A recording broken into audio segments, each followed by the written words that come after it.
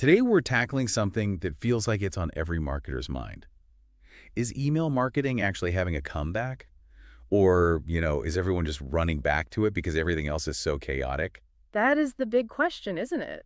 And what's so fascinating is that when you look at the sources, they're all saying the same thing. Email never really went away. So it's not a comeback. Not really. I mean, it's consistently had the best ROI of almost any channel for like 2 decades.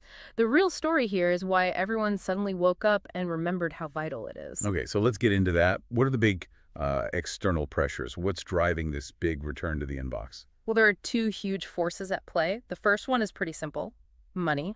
Social ad prices are just climbing and climbing. They're getting unpredictable. Email starts to look a lot more cost effective. A lot more. But the second one is, I think, even bigger. It's the instability. You mean the algorithms? Exactly. Your reach on a social platform can get crushed overnight. And there's this deeper fear, right? One source mentioned that if a major platform gets banned or just collapses, you could lose your entire audience in a day. That's the whole renting your audience problem. Yeah. And I saw this phrase in the sources. The new flex is owning your list. That's it. You own the distribution. You are not, at the whim of some search engine or social algorithm. That control is just, it's paramount right now. So we know why this is happening. Let's talk about what's actually working. Because the inbox is noisy. I saw one source describe some newsletters as looking like Canva threw up all over them. Yeah, that's pretty accurate. And it points directly to the first major tactical shift: simplicity. Plain text emails. Yes, emails that look like a casual note, like a DM from a friend. They feel personal. We saw this one example where a client had this gorgeous, super designed template. They switched to a simple weekly note that just said, "Hey, thought you'd like this," and their replies doubled in a month. Wow. So it's a move away from the old spam cannon approach, as another source put it. Exactly. Which leads to the second big shift: real segmentation, true personalization.